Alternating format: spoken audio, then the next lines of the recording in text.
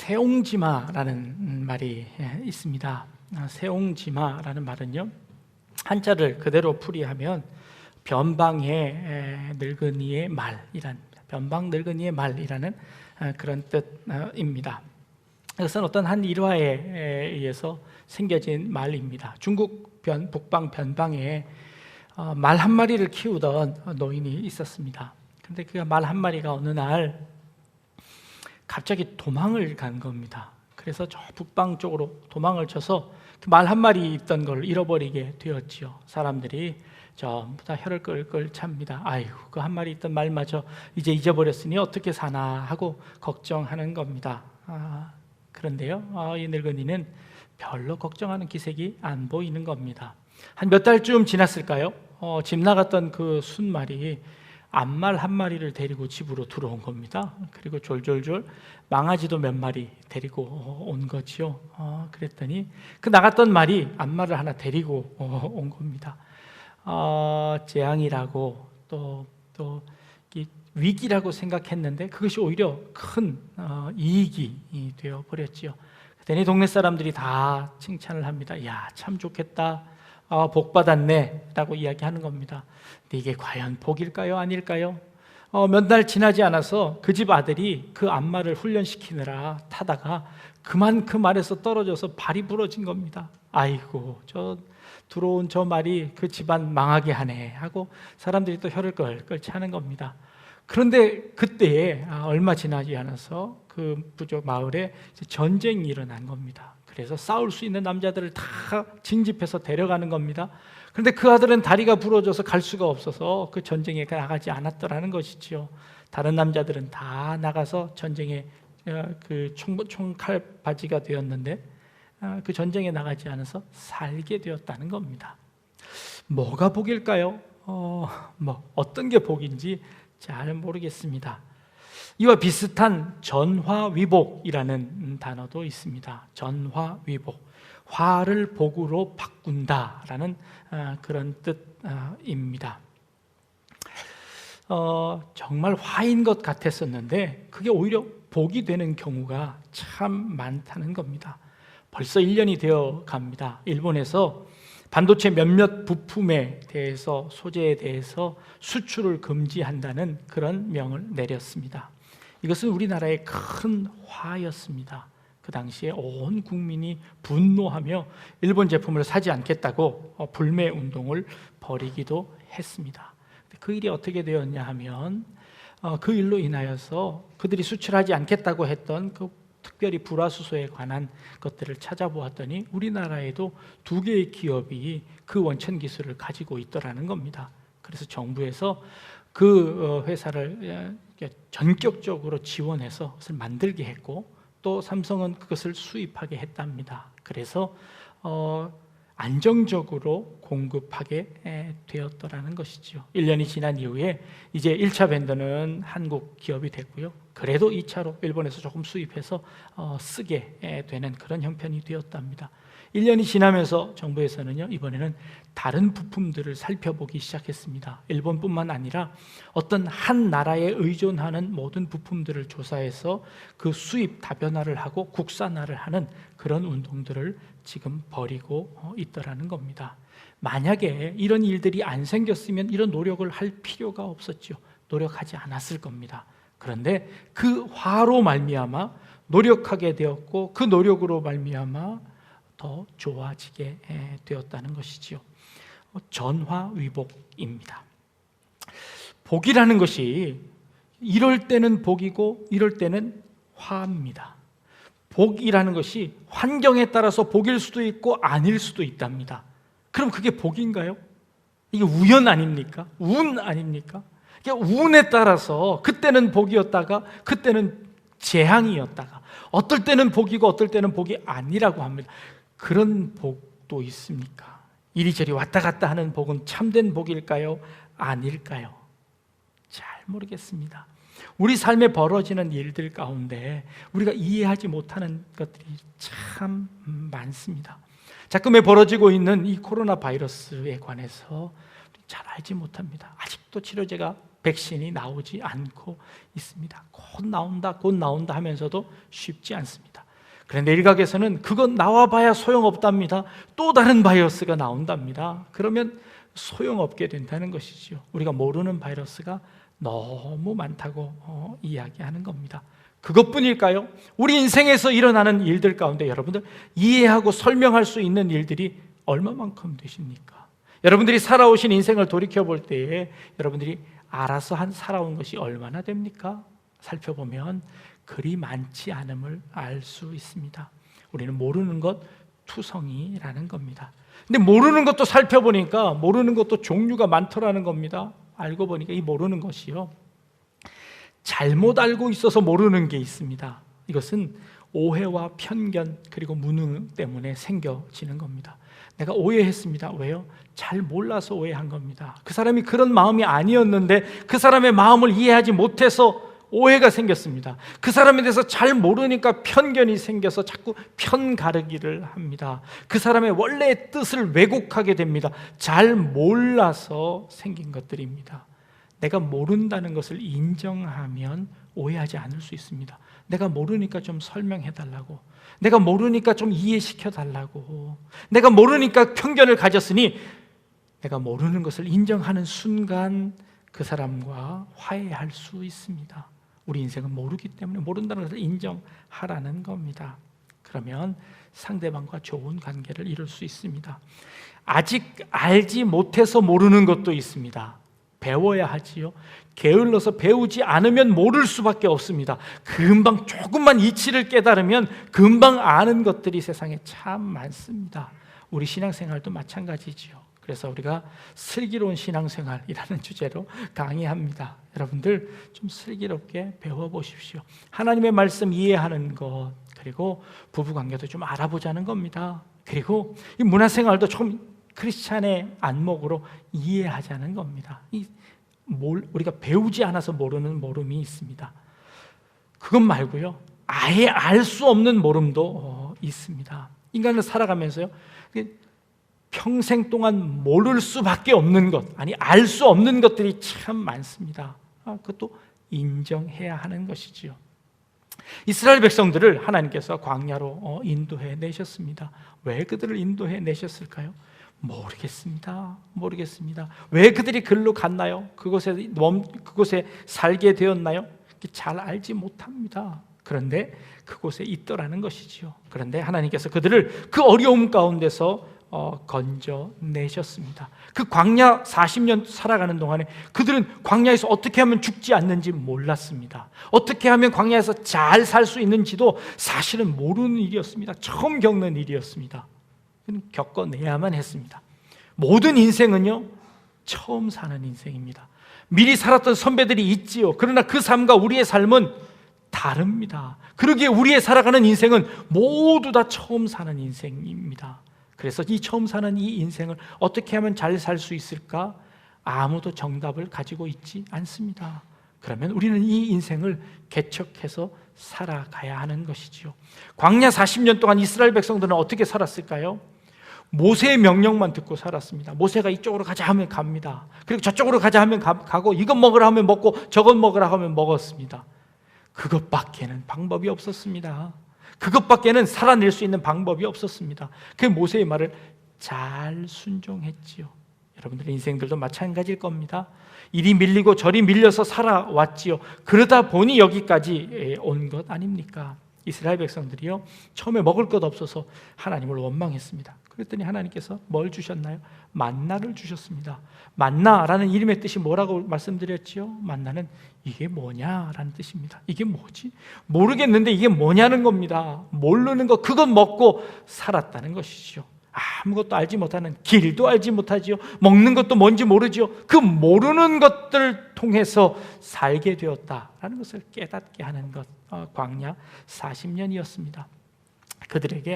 그들이 하나님 앞에 향해서 하나님, 이것만 먹고 못 살겠습니다 라고 하나님 앞에 고기 좀 먹여주십시오 했더니 하나님께서 하늘을 나는 메추라기를 그냥 다 땅바닥에 다 눕혀 놓아버렸습니다. 그래서 그것 잡아먹었더니요, 이 속에 낀 그 고기가요, 썩을 때까지, 썩는 냄새가 날 때까지 고기를 먹었습니다. 이해할 수 없는 일들이지요. 근데 그 고기 먹었습니다. 이게 고기 먹고 나니까 또 욕심이 생기는 겁니다. 이스라엘 백성들이 뭐 먹여달라 그랬는 줄 아십니까? 부추하고 오이 먹여달라 그랬습니다. 생선 먹여달랍니다. 파하고 마늘 먹여달라고 합니다. 이 성경에 다 기록되어 있습니다. 생선과 오이와 참외와 부추와 파와 마늘 먹고 싶답니다. 아니, 광야 동안에 그 죽어가는 사람들에게 반석을 터뜨려서 물 주고 만나 주고 다 먹여놨더니 파 마늘 먹여달랍니다. 이 말이나 되는 겁니까? 인간의 모습이 그렇더라는 겁니다. 그거 안 먹여주면 우리 애굽으로 돌아가겠다고 아우성칩니다. 아니, 그래 고작 파하고 마늘 먹으려고 그 종살이로 돌아가겠다는 겁니까? 그게 우리 인간의 모습, 어리석은 인간의 모습이었다는 것이지요. 하나님이 그런 이스라엘 백성들을 광야를 통해서 훈련시키시는 겁니다. 하나님의 훈련은요, 그것을 통하여서 우리가 인생을 살아가면서 이 광야 가운데서 오직 우리의 생명이 되는 것은 하나님 한 분밖에 안 계시다는 것을 가르쳐 주기 위해서입니다. 인간이 어떤 노력을 해서도 그 광야 가운데 살아갈 수 없습니다. 하나님의 은혜가 아니면 살아갈 수 없다는 것을 가르쳐 주시기 위해서였습니다. 그래서 반석에서 물을 냈습니다. 이게 하나님께서 하시는 거구나. 하나님께서 내려주시는 것으로 살아가는구나. 낮에는 구름 기둥, 밤에는 불 기둥으로 그를 지키셨습니다. 자기들보다 훨씬 더 큰 민족들을 다 이기게 하셨습니다. 내 능력으로는 할 수 없었습니다. 내 힘으로는 할 수 없는데 하나님이 하시게 하는구나. 하나님이 이겨주시는구나. 하나님이 지켜주시는구나 라는 것을 깨닫게 해주시는 것, 이게 다 하나님의 은혜였습니다. 광야 40년 동안 하나님이 이스라엘 백성들을 훈련시키는 것이었습니다. 또 하나 광야를 통해서 우리에게 가르쳐 주신 것이 있습니다. 우리 인생을 살아가면서 우리에게 필요한 것이 그리 많지 않다는 것을 가르쳐 주셨습니다. 만나는요, 이스라엘 백성들에게 충분한 생명의 양식이었습니다. 그것만으로도 죽지 않고 살아갈 수 있을 만큼의 충분한 조건이었습니다. 비록 맛은 없을지 몰라도, 비록 다른 것이 땡기기는 해도 그것만으로도 충분히 살아갈 수 있는 충분 조건이었다는 것이지요. 제가 유학을 가면서, 미국으로 가면서요, 아내와 아이들과 함께 이민 가방 몇 개 들고 갔습니다. 이민 가방 안에요, 아이들 장난감 넣고 넣고 하다 보니 별로 챙겨가는 게 없었습니다. 도착해서 마트에 가서 쌀 조금 사다가 밥 해가지고 밥을 먹는데요, 신문지 깔아놓고 그리고 가족들이 한 일주일을 식사를 했습니다. 어느 날 아이들이 놀이터에서 놀다가 막 부릅니다. 아빠, 저기 쓰레기통에 식탁이 하나 있다고. 그래서 그거 가서 주워오자고. 그래서 가서 그거 아내랑 주워다가 그 식탁 위에다 밥 먹기 시작했습니다. 그리고 또 가서 책상 주워오고 여러 가지 가구들을 주워다가 하나 둘씩 맞춰서 이제 제법 살림살이를 채워 나갔습니다. 한 5년쯤 지났을까요? 한번 이사할 일이 있었습니다. 이사를 하는데요, 차를 2대 빌렸는데도 모자라더라고요. 그만큼 갖다가 모아뒀었습니다. 그런데 그 생활 다 끝나고 나서 한국 돌아올 때였습니다. 한국 돌아오려고 짐을 붙이려고 보니까 이게 붙이는 값이 더 드는 겁니다. 도저히 붙일 수가 없는 겁니다. 그래서 제가 청년부를 담당했었는데요, 우리 청년들 불러다가 너희들 원하는 거 있으면 다 가져가라 하고 집을 다 개방했습니다. 청년들이 신나서 집에 있는 저희 살림살이를 다 찜하고 가져가 버렸습니다. 저희들 또 역시 이민 가방 1-2개 들고 귀국했습니다. 다 필요 없더라고요. 아니, 필요한데요, 가지고 올 수 없더라고요. 그래서 필요 없는 것이 되어버렸습니다. 그런데도 살만 하더라고요. 그래도 사라지더라고요. 우리 인생에서 그렇게 필요한 것이 아니었더라는 것을 깨닫게 되었습니다. 여러분들, 그 코로나 시대 맞이해서 여러분들 냉동실 안에 있는 검은 봉지 안에 있는 것들 빨리빨리 좀 먹어 드십시오. 꽁꽁 싸둬서 그 냉동실 안에 넣어둔 거 결국에 못 먹게 되는 겁니다. 그거 빨리 드시기 바랍니다. 우리 인생에서요, 그렇게 필요한 것이 그렇게 많지 않다는 것을 광야 생활을 해보면 압니다. 여행을 가보면 압니다. 여행 가방 조그만 거 꾸리면요, 거뜬히 일주일 살아갑니다. 이스라엘 백성들이 40년 동안 그렇게 살았습니다. 여러분, 만약에 여러분들 집에 불이 났다면 여러분 그 집에 들어가서 뭐 갖고 오시겠습니까? 뭐가 제일 중요해서 그거 챙겨 갖고 오시겠습니까? 어떤 분이 그럽니다. 루브르 박물관에 불이 나면 어떤 작품부터 챙기겠습니까? 라고 하자 사람들이 고민을 합니다. 그러자 옆에 있던 사람이 그럽니다. 이 사람아, 고민할 게 뭔가? 문하고 제일 가까운 데 있는 거 가서 하나 갖고 오면 되는 거지 하고 이야기합니다. 아무리 좋은 작품 가지고 오면 못합니까? 목숨이 부지하지 못하면 아무 소용없습니다. 여러분들 집에 들어가서 뭐 갖고 오시렵니까? 아니, 불나면 절대 들어가지 마십시오. 그거 갖고 오려고 그러지 마십시오. 아무 소용없습니다. 여러분 목숨 하나 챙기면 됩니다. 그렇죠? 우리 삶에 그리 많은 것이 필요하지 않습니다. 거치장스러운 것이 참 많습니다. 그런데 그 거치장스러운 거 다 제거하게 하시는 겁니다. 우리는 늘 주기도문 할 때마다 기도합니다. 일용할 양식을 주셔서 감사하다고 기도합니다. 우리에게 일용할 양식 주신 것, 그것만으로도 감사합니다. 만나는요, 매일 아침마다 내렸습니다. 그리고 그 해가 뜨고 나면 그 만나는 다 사라졌습니다. 더 가지려고 해도 소용없었습니다. 그러나 그 다음날 아침이면 또 만나는 내려치는 겁니다. 하나님께서 그렇게 이스라엘 백성들을 인도해 내셨습니다. 광야의 그 시험을 통하여서, 광야의 그 아픔을 통하여서 하나님께서 이 이스라엘 백성들에게 하나님만 의지하고 살아갈 수 있는 그 방법을 가르쳐 주시는 겁니다. 욕심 부리지 마라. 네 인생에서 그거 그렇게 필요한 것 아니다. 그러니 단촐하게 살아라 라고 말씀하시는 것이죠. 대한민국이 1970년도에는요 평균 수명이 60.1세였습니다. 그런데 2013년도 되니까요 80세를 넘어섰습니다. 평균 연령입니다. 오래 살게 되었습니다. 축복인가요? 축복이기도 하고요. 그래서 더 오랫동안 아파해야 된답니다. 병원에 입원하는 날수는요 그때보다 훨씬 더 늘었답니다. 축복인가요? 아닌가요? 축복이기도 하고 아닌 것 같기도 합니다. 우리나라가 1960년도에는요 세계의 원조를 받는 나라였습니다. 아주 극빈 나라였습니다. 아주 못 사는 나라였습니다. 그런데요 우리나라가 이제는요 세계 7위랍니다.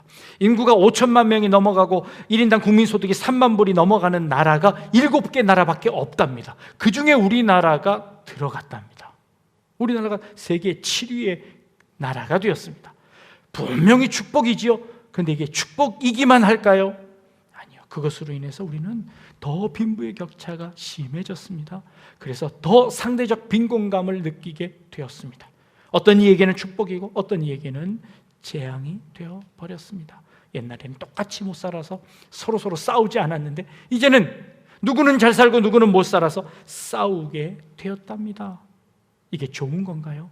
축복이긴 한데 그것이 축복이 아니게 될 수도 있다는 겁니다. 세옹지마이지요. 이때는 축복이었는데 그 다음에는 또 그것이 축복이 아니랍니다. 코로나로 인해서 어려움을 당합니다. 최근 들어서 총균세를 쓴 제레미 다이아몬드의 책이 다시 한번 인기를 얻고 있습니다. 그 교수는 이렇게 이야기합니다. 이 농경사회가 이런 전염병을 가져오게 되었다. 우리가 기르는 가축들 때문에 이런 전염병이 생기게 되었다라고 이야기합니다. 농경사회가 되면 농사를 지으면서 사람들은 참 편해졌습니다. 한 곳에 정착할 수 있게 되었습니다. 축복이지요. 그런데 그 농경사회를 통하여서 우리가 그것 때문에 전염병이 생겨진다는 겁니다. 가축들을 조금 더 좋은 수확들을 위해서 우리는 살충제를 씁니다. 그 살충제를 쓰면 그 살충제 때문에 더 많은 수확을 올릴 수 있습니다. 좋은 일이지요. 그런데 그 살충제를 먹고 누가 먹나요? 벌레들이 먹습니다. 그리고 그 벌레를 먹은 새들이 그 벌레를 먹습니다. 근데 이 살충제가요 이 벌레들에게는 죽기는 죽어도 별로 그 몸속에 쌓이는 것이 조금밖에 없어서 그렇게 큰 영향이 안 미친답니다. 또 죽더라도 금방 또 살아나서 그 살충제를 이기는 자식들이 또 나타난답니다. 그럼 또 다른 살충제를 또 만들어야 된답니다. 그런데 그건 먹은 새들이 곤충 20마리 잡아먹은 새가요 그거 먹고 죽는답니다. 살충제가 너무 많이 먹어서 죽는답니다. 결국 그러면 누가 죽을까요? 최종 포식자는 인간입니다. 그 농약들이 계속 축적되어서 결국에 인간에게 돌아온답니다. 그래서 그 인간이 그것 먹고 죽게 된답니다. 그게 바이러스의 공격입니다. 바이러스가 우리 인간이 싫어서 막 공격하는 걸까요? 아닙니다. 우리가 그 바이러스를 자꾸 밀어내니까 그 바이러스들이 살 곳이 없어서 인간이 있는 대로 온 겁니다. 그래서 그 바이러스가 우리에게 전염을 시켜서 그렇게 된 것이다 라고 이야기하는 것이죠. 그래서 바이러스를 박멸할까요? 요즘 코로나를 박멸하자고 하는데요 바이러스 다 박멸하면요 우리 죽습니다. 바이러스는 있어야 합니다. 급 좋은 바이러스가 얼마나 많은지 모릅니다. 박멸하는 것이 아니라 공존해야 한답니다. 그것이 어떨 때는 좋은 것이고요, 어떨 때는 우리에게 재앙이라고 합니다. 그렇다면 진짜 복은 뭡니까? 아니, 복이 그때그때마다 다르다면 그것은 복이 아니지 않습니까? 진짜 복은 뭘까요? 오늘 이 본문에요, 오늘 제목입니다. 마침내 내게 복을 주려 하심이라 라고 말씀하십니다. 하나님께서 이스라엘 백성들에게 마침내 복을 주는 것, 그 최종 복이라고 할 수 있는 것이 무엇이냐라고 말씀하시는 겁니다. 그 최종 복은 뭘까요? 우리가 하나님 앞에 설 때였습니다. 우리가 죽은 다음일까요? 아니, 죽은 다음에도 그게 복인지 아닌지 잘 모르겠습니다. 죽은 사람 핸드폰 분석해가지고 그게 복인지 아닌지 분석해낸답니다. 죽은 다음에도 모르겠습니다. 그럼 언제일까요? 하나님 전 앞에 섰을 때입니다. 하나님 앞에 섰을 때, 하나님께서 심판하실 때 잘하였다 착하고 충성된 종아 라고 칭찬하시면 그건 복입니다. 그런데 나는 너가 누군지 알지 못하겠노라 라고 말씀하시면 그건 재앙입니다. 마지막 마침내 복을 받게 하기 위해서 하나님께서 광야 40년 동안 이스라엘 백성들을 훈련시키셨답니다. 마침내 복을 받게 하기 위해서 여러분들에게 인생의 그런 사람 막대기와 인생 채찍으로 여러분들을 훈련시키신답니다. 그 훈련을 통해서 마침내 우리는 복된 사람이 되는 겁니다. 마침내 그 복을 누리게 되는 겁니다. 지금이 끝이 아닙니다. 하나님의 앞에 섰을 때가 우리 인생의 마지막이라는 겁니다. 그 마지막을 준비할 수 있기 바랍니다. 마침내 복을 받게 되는 그런 여러분들의 삶이 되기를 원합니다. 광야 40년은요, 그것을 훈련하기 위해서 마침내 받을 그 복이 뭔지를 깨닫게 하기 위해서입니다. 어려울 때도 그게 끝이 아니고요, 그 가나안 땅에 들어가서 배부르고 등 따스울 때도 그것도 최종이 아니라는 겁니다. 그때 광야를 기억하라는 겁니다. 이게 우리의 축복, 마지막 축복이 아니라는 겁니다. 마침내 축복은 하나님 앞에 설 때입니다. 하나님 앞에 설 때 여러분들이 마침내 그 복을 받아 잘하였다 착하고 충성된 종아 내 주인의 즐거움에 참여하리라 라는 이 음성을 들으실 수 있는, 그 축복을 누리실 수 있는 우리 성도님들 다 되실 수 있기를 주님의 이름으로 축복합니다. 기도하겠습니다.